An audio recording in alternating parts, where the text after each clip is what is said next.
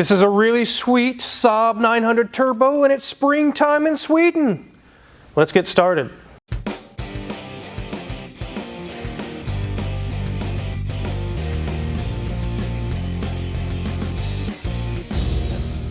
What is springtime in Sweden?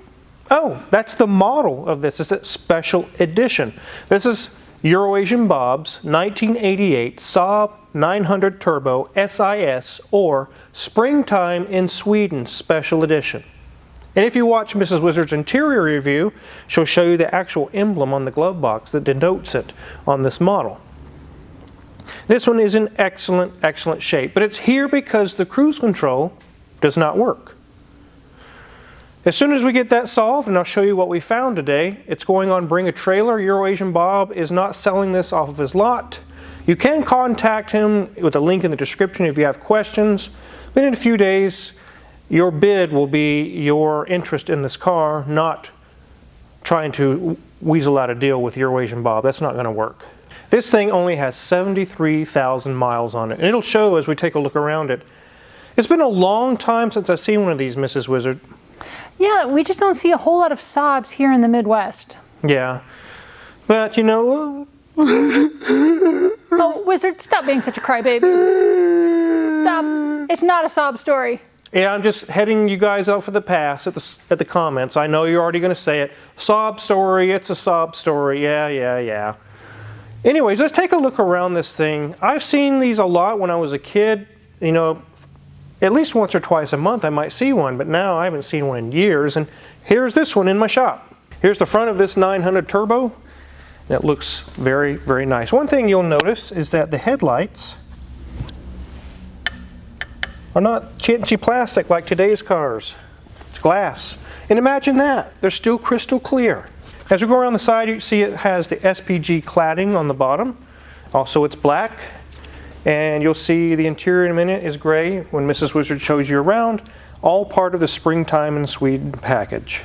And the rear of this car looks like nothing other than a SAAB. Very nice. All the cladding is intact, no scratches, no dents. It's got 3-spoke wheels that look beautiful. Really nothing to speak of as far as any damage or anything. It's a very nice car. Let's go ahead and hop under the hood. Just opening the door on one of these tells you it was made very well. It's like I just opened a bank vault to get in there and rob the bank or something. Anyways, I'll open the hood.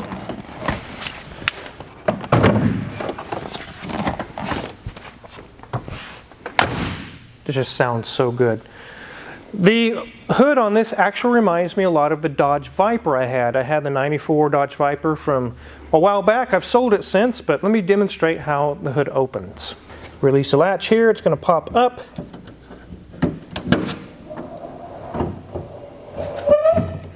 Now we can lift it up the remainder of the way.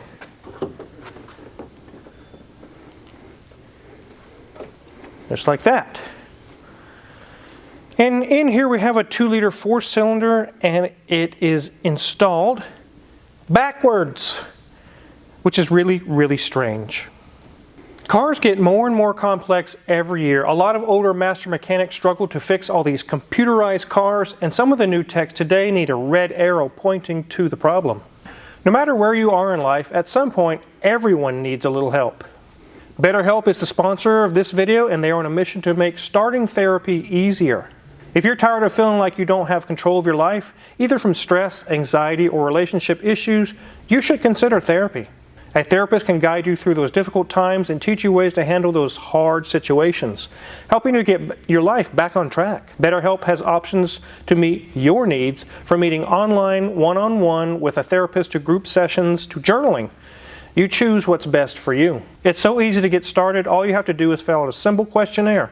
They will match you with a therapist in as little as a couple of days. And if you don't like their match, you can easily switch therapists until you find the one that you really click with. If you're struggling and think you benefit from therapy session, click the link in the description or go to betterhelp.com/carwizard and get 10% off your first month of therapy. Click that link to start taking back your life. And now back to today's SAAB. Now, like I just mentioned, this engine is installed backwards to conventionally what we would think of a 4-cylinder rear-wheel drive vehicle, which this is a front-wheel drive vehicle.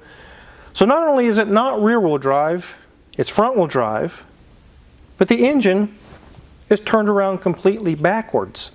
So at the firewall, where you would normally see the transmission bell housing and all various things on the back of the engine, that's actually where we see our accessories. Let's take a look. So there's our alternator down below. You can see it below the AC compressor. There's the actual AC compressor. And in front of the engine down there, you can see all kinds of belts that go to a water pump and a power steering pump. And keep in mind, guys, your firewall is right here. Very strange. Okay, so the engine's in backwards, so that means the transmission's up front by the radiator, right? Let's take a look.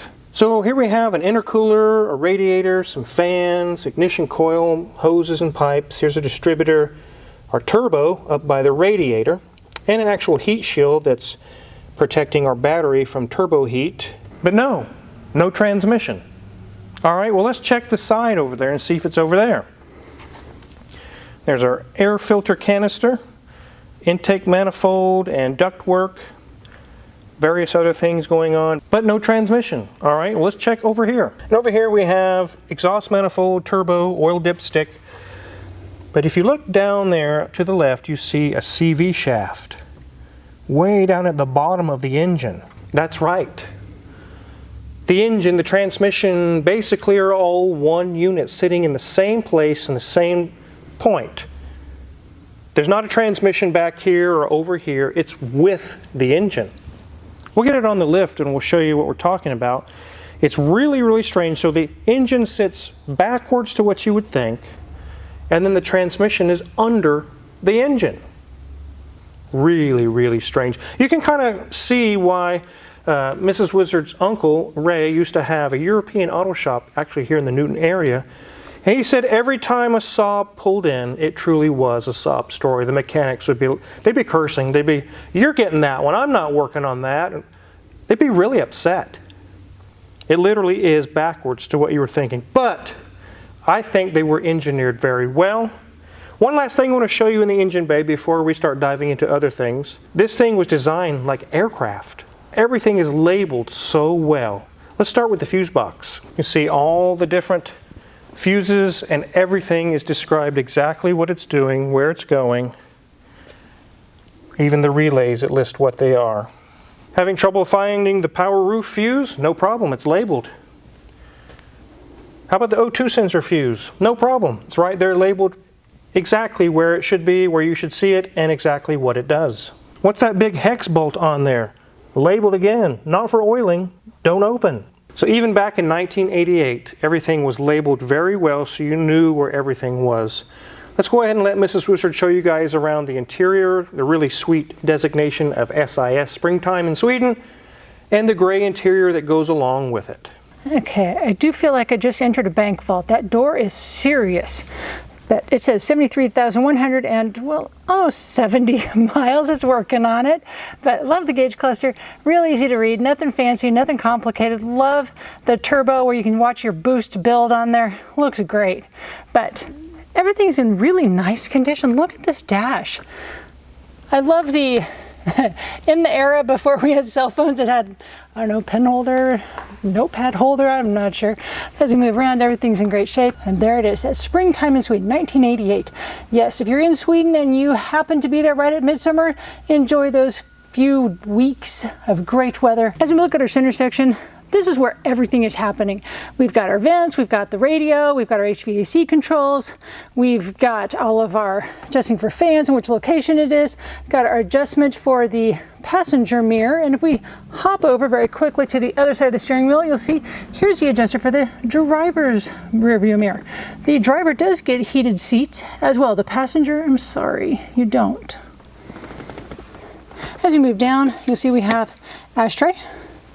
The cigarette lighter is above it, so they don't come together like so many cars did of that era. And then we have a nice, and it does say Clarion equalizer here, and it is for SAAB. So this was an original package, and if we look over here underneath the steering wheel, they must have added an Alpine amp back probably in the trunk, I would guess. So that is aftermarket. Has a very big hidey hole with a few little pieces and parts that Daniel found when he was doing some work. Got our roof control. our 5-speed manual transmission gear selector. Our ignition is in the center next to that gear selector.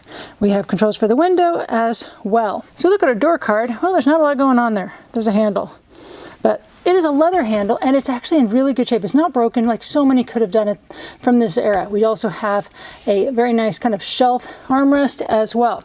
I want to really quickly go back to our glove box, very simple design. And notice we've not seen any cup holders. Well, lo and behold, here they are. It is a classic design for the 1980s for Swedish-made cars to have very simple, non-effective cup holder rings in your glove box. Shockingly, it has the owner's manual. I know, isn't that beautiful? Yes, not many cars come with that still, especially from 1988. The seats are gray, and they are actually quite comfortable. No breaks, no tears, nothing like that. The stitching is all in great condition. And in our back seat, you'll see that it is in good condition as well. This is a 4-seater. There is no one sitting on the hump. If you look back here, this is one of the problems that we have found with the car. Way back there. There's that little cruise control option back there, and the Wiz will be explaining that in just a second. And here's our beautiful SAAB Scandia logo over there. It's looking great, but steering wheel's in good condition, no serious blistering or anything going on the top, because I believe this has got to have been a Garage Princess. So enough of this interior talk. I really am curious what this looks like on the underneath. How can the transmission be connected to the engine? And we've got to see this. I'm going to turn off the car and show you. You guys who have had SAABs already know this. Even modern SAABs are this way. But it basically, the car says you're not allowed to have your keys back at all until you get it in reverse. Look, guys. I cannot physically pull the key out. It will not let me until I get it into reverse. There we go. Let's get this thing up in the air.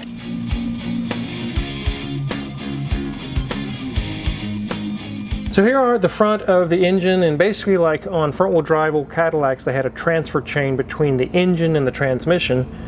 This kind of like has a transfer case that gets the power to the transmission, which is right here. You can start to see there's the bottom of the transmission, or looking underneath the turbo and everything. So where you would normally see an engine oil pan is also a transmission. Oh, but wait, there's more. It's also the differential. There's the differential right there. All combined into one big unit. Engine, transmission, oil pan, differential, everything all in one unit right there. Here's our steering rack way in the back.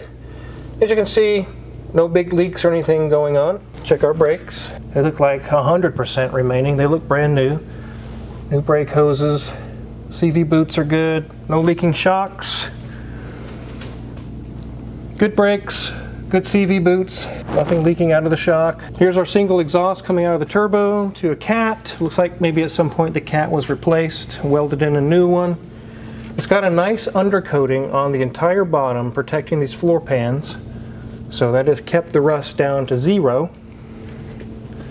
Here's our muffler. So here's our rear beam axle, just a solid beam. And behind that is our plastic fuel tank. Everything looks very, very clean under here. Let's check these brakes. Looks like new calipers in the back, new pads, new hoses. Same story over here. Both shocks are dry, not leaking. Everything looks great. For 73,000 miles, it looks really, really good. Let's get this thing on the ground. So yes, that was the 5-speed manual transaxle you just saw, which should have been an engine oil pan. Again, this car just keeps getting stranger. But it's an amazing car. I really, really think these are cool. They have about 160 horsepower and 188 pound-feet of torque out of the turbo 2-liter 4-cylinder. And there was only 288 of these springtime in Sweden models made. Again, they were all black with the SPG cladding and the gray interior. That's basically what denoted the springtime in Sweden package. So we've shown you around the car, but let's dive into why it's here, what was broken keeping the cruise control from running. So Danielson actually checked this one out, and he went through all the little steps involved to check out the cruise control. He checked over here. There's actually a cruise control pump, which is this little black oval shaped thing. He verified that it was working. the cruise control module was actually telling it to turn on. He checked the relays, he checked the fuses, he checked wiring, all different things through here. And what he found takes up so much space on my cart. Let me go grab it for you. Oh, this thing is so heavy. Oh, stop it. Oh, this thing is heavy. You are getting old. Yep. Here it is, guys. That's it? Yep, the brake switch was broken and this was jammed down inside of there where it wouldn't retract like that.